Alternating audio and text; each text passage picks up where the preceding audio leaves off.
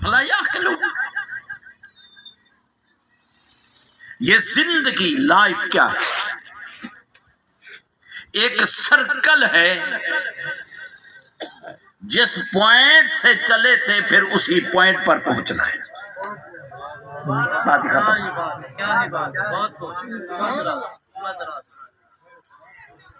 اور جس کو اللہ رب العزت نے فرمایا وَمَن نُعَمِّرْهُ،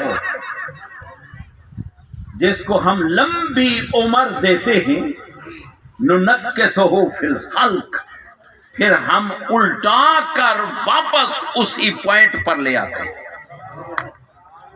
جب بچہ پیدا ہوتا ہے جسم کمزور، ہڈیاں کمزور، ہر چیز کمزور، محتاج ہوتا ہے کسی کو اٹھانے کا، اپنے ماں باپ کا۔ پھر بندہ اسی پوائنٹ پر آ جاتا ہے، جوان ہو گیا، بوڑھا ہو گیا، آنکھیں کمزور، جسم کمزور، ہڈیاں کمزور، پھر وہی اسی پوائنٹ پر پہنچ گیا کہ اب جس کو بچپنے میں اس نے اٹھایا تھا اب وہ جوان ہو کر اس باپ کو پھر اٹھائیں گے۔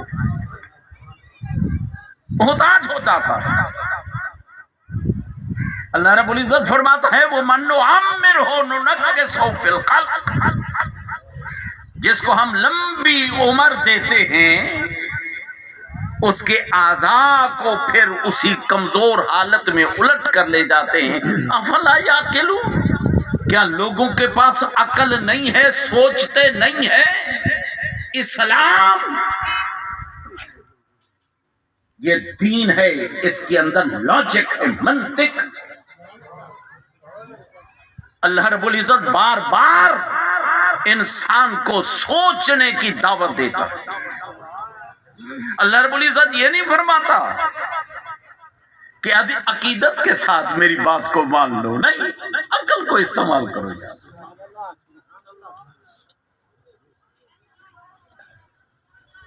اتقوا اللہ خطاب کرتا ہے، تقوی اختیار کرو۔ وَلْتَنْظُرْ نَفْسٌ مَّا قَدَّمَتْ لِغَدٍ، ہر جان کو چاہیے دیکھے تو صحیح کہ اس نے کل کے لیے کیا بھیجا ہے۔ غد عربی زبان میں کل کو کہتے ہیں، ٹمارو۔ اور یہ کل جو ہے بہت لمبا کل، ٹمارو۔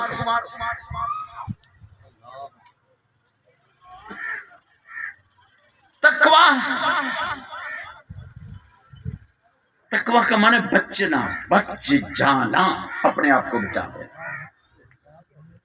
تقوی کے 3 مدارج ہیں۔ ایک بندہ مسلمان ہو جاتا ہے، وہ بھی بچ گیا جہنم کی آگ سے، ہمیشہ جلنے سے۔ پھر نیکیاں کی، علم پڑھا، قرآن کو سمجھا، اللہ رب العزت نے عمل کی توفیق عطا فرمائی۔ یہ تقوی کا دوسرا مرحلہ۔ اور پھر صغائر کبائر، ہر قسم کے گناہوں سے بچا، نیکیاں کی۔ یہ تقوی کا اعلیٰ مرتبہ ہے، جس کو اللہ رب العزت فرماتا ہے یا ایھا الذین آمنوا اتقوا اللہ حق تقاتہ، جتنا تمہاری طاقت ہے اتنا طاقت کے اس سے بھی بڑھ کر اللہ کا تقوی اختیار کرو۔ دیکھیں، عمل کے تقوی کا تعلق عمل کے ساتھ 3 مدارج ہیں۔ اسی طرح ایمان جو اختیار کرتا ہے بندہ، اس کے بھی 3 درجے۔ نبی اکرم صلی اللہ علیہ وسلم نے ایک مرتبہ پوچھا صبح کے وقت، کیف اصبحت یا حارثہ، اے حارثہ تو نے آج صبح کیسے کی ہے؟ صحابہ کرام ایک دوسرے سے پوچھا کرتے تھے صبح کے وقت کہ کتنا رات تم نے نوافل ادا کیے اور کتنا تم نے قرآن کو پڑھا اور قرآن کو سمجھا۔ حضرت امام سفیان ثوری رحمت اللہ علیہ ایک مرتبہ پہنچے، امام محمد کے ہاں مہمان ہوئے، عشاء کی نماز ادا کرنے کے بعد امام سفیان ثوری وضو کر کے مصلی پر کھڑے ہو گئے اور امام محمد رحمت اللہ علیہ اپنے بستر پر لیٹ گئے۔ متوجہ غور کیجئے گا،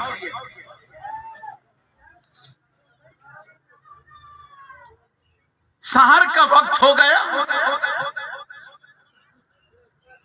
امام سفیان ثوری نے کہا کہ اٹھیے اب تہجد تو پڑھ لیں، ساری رات آپ نے آرام کیا ہے۔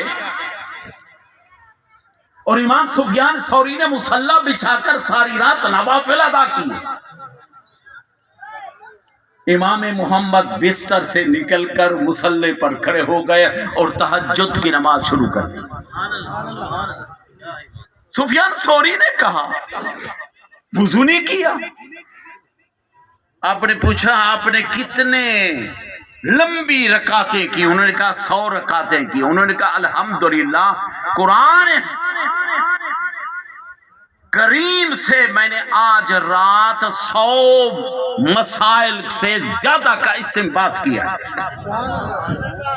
وہ سمجھے وہ سوئے ہوئے تھے، سوئے ہوئے نہیں تھے، قرآن کی آیات میں غور و فکر کر رہے تھے۔ اللہ رب العزت فرماتے ہیں افلا یتدبرون القرآن ام علی قلوب اقفالها، کیا یہ لوگ قرآن کے اندر سوچتے نہیں ہیں یا ان کے دلوں پر تالے پڑے ہوئے ہیں؟ قرآن پڑھنا اور سمجھنا۔ نبی اکرم صلی اللہ علیہ وسلم نے صحابی سے پوچھا کیف اصبحت یا حارثہ، اے حارثہ آج صبح کیسے کی؟ تو حضرت حارثہ نے کیا جواب دیا؟ یا رسول اللہ اسحرت لیالی وزعمت نفس وزعمت نہاری، رات کو میں نے شب بیداریاں کی، نوافل پڑھے اور دن کے روزے رکھے۔ سبحان اللہ۔ وعزفت نفسی عن الدنیا وشہواتها، یا رسول اللہ میں نے اپنے آپ کو دنیاوی خواہشات سے دور کر لیا۔ سرکار نے پوچھا پھر کیا ہوا؟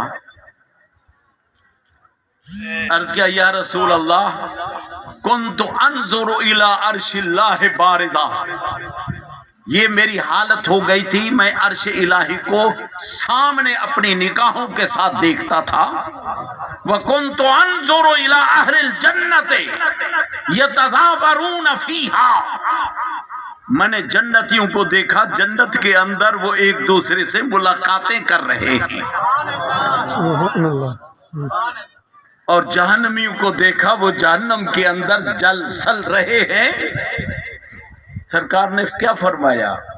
سرکار دو عالم صلی اللہ علیہ وسلم نے فرمایا عرفت یا حارثہ، اے حارثہ وہ مقام مقصود تک تم پہنچ گئے ہو۔ یہ تھا حق الیقین کا، ایمان کا میں نے عرض کیا تھا 3 درجے، علم الیقین، عین الیقین اور حق الیقین۔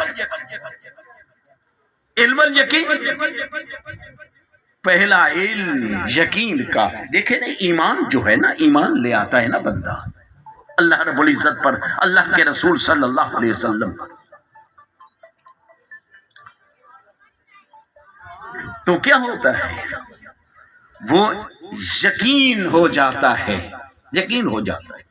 اس کے بعد پھر درجہ آتا ہے عین الیقین کا.